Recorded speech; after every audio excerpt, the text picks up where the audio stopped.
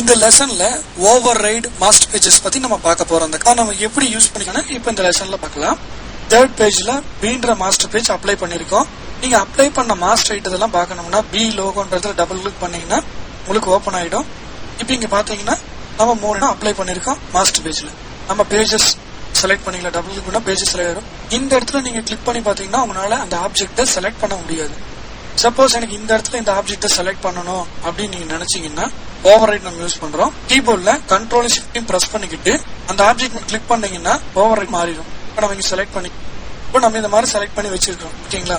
அடுத்து 2-3 over right object இருக்கு, அது எல்லாம் ஒன்னா அப்படின்னா கண்ட்ரோல் ஷிஃப்ட் பிரஸ் பண்ணிக்கிட்டு உங்களுக்கு எவ்வளவு ஏரியாக்கு அந்த அளவுக்கு மவுஸ்ல கிளிக் பண்ணி ஹோல்ட் பண்ணி அப்படியே ட்ராக் பண்ணிட்டு ரிலீஸ் பண்ணீங்கன்னா எல்லா ஐட்டமே உங்களுக்கு ஓவர் ரைடா மாறிடும். நம்ம அன்டூ பண்ணிக்குவோம். இந்த ஆப்ஜெக்ட் நம்ம ஓவர் ரைட் ஆப்ஜெக்டா மாத்தி இருக்கோம். இதை நம்ம பெருசு பண்ணிக்கலாம்.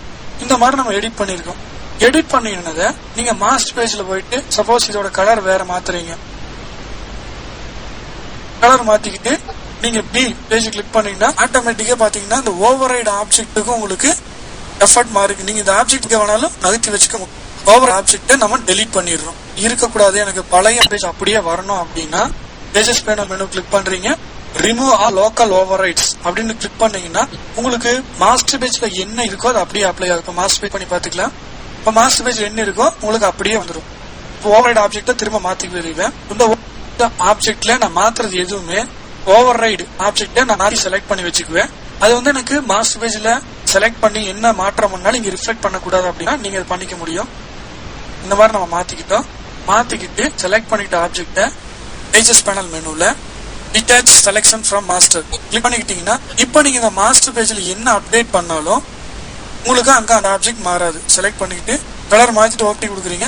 இப்போ அந்த பி தேர்ட் பேஜ் கிளிக் பண்ணி பாத்தீங்கன்னா உங்களுக்கு இதுல எந்த மாற்றமே நடந்திருக்காது. ஏன் அப்படின்னா இதை வந்து நம்ம அந்த லிங்க்ல இருந்து ரிமூவ் பண்ணி வச்சுக்கிட்டோம்.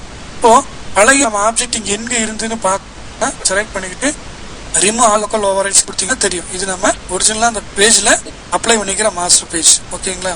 நம்ம அடுத்தது இந்த மாஸ்டர் பேஜ்ல எந்த ஐட்டமே வரக்கூடாது அப்படின்னா பேஜஸ் பேனல் மெனு கிளிக் பண்றீங்க. ஹைட் மாஸ்டர் ஐட்டம்ஸ் கிளிக் பண்ணீங்கன்னா உங்களுக்கு மாஸ்டர் பேஜோட எந்த ஐட்டமே உங்களுக்கு டிஸ்பிளே வராது.